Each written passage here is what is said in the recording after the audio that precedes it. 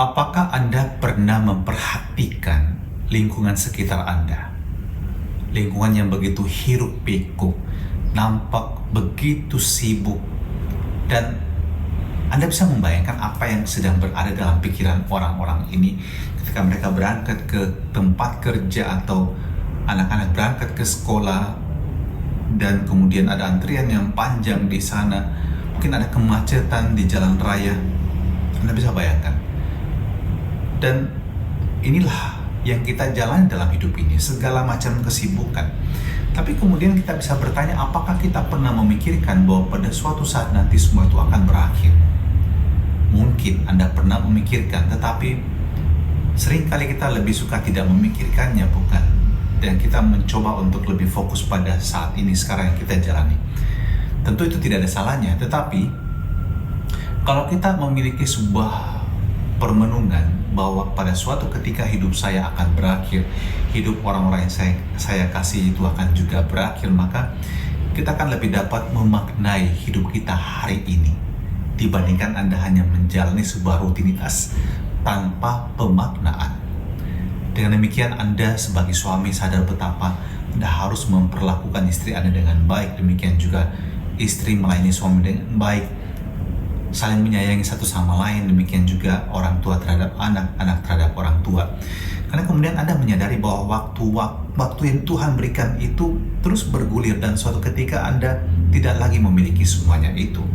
Hidup Anda akan berakhir di dunia ini.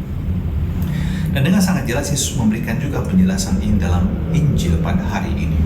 Yesus mengingatkan bahwa pada zaman Nuh sekalipun orang makan, orang minum, kawin dan dikawinkan, sampai kemudian Nuh masuk ke dalam bahtera bersama dengan keluarganya dan juga hewan-hewan yang telah diseleksi, telah dipilih. Lalu air bah datang dan memusnahkan semuanya. Dan tentang kedatangan anak manusia pun demikian. Pada suatu ketika itu akan terjadi. Dan kemana hidup kita setelah itu? Tentu kita ingin menyatu dengan Allah dalam kebahagiaan kekal.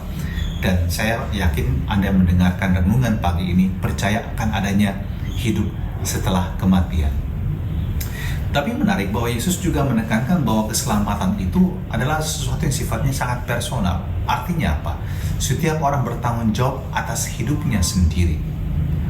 Anda punya pasangan, Anda punya anak, Anda punya karyawan, Anda punya bos. Keselamatan setiap orang tak pernah mengenal kata, oke, dia mewakili saya untuk melakukan kebaikan dalam hidup ini. Nanti ketika saya tidak ada lagi, kebaikan dia akan saya dapatkan share-nya, sehingga kalau dia masuk surga, aku juga dong gitu. Tidak. Keselamatan itu adalah sesuatu yang sangat personal. Anda menjalani hidup Anda dan Anda akan mempertanggungjawabkan secara personal. Dan Yesus katakan pada malam itu, kalau ada dua orang di atas ranjang, yang satu akan dibawa dan yang lain ditinggalkan. Kalau ada dua orang wanita yang sedang bersama-sama menghilang, yang seorang akan dibawa dan yang lain akan ditinggalkan. Maka ini bukan bicara mengenai persaingan. Saya berjuang hanya untuk keselamatan saya sendiri, tapi mengingatkan kita bahwa setiap orang mesti memikirkan bahwa hidupnya adalah perjalanan yang akan berakhir pada satu titik dan memasuki hidup yang kekal. Dan apa yang bisa dia pertanggungjawabkan dalam hidupnya yang singkat ini. Mari kita memutuskan untuk mewartakan kebaikan, untuk berbuat baik.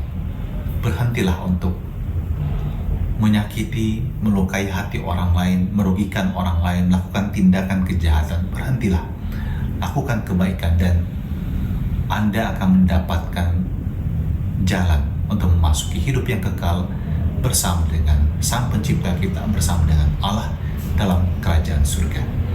Dan terimalah berkat Allah yang Maha Kuasa atas diri kita dan juga seluruh perjuangan kita sepanjang hari ini. Dalam nama Bapa dan Putra dan Roh Kudus. Amin.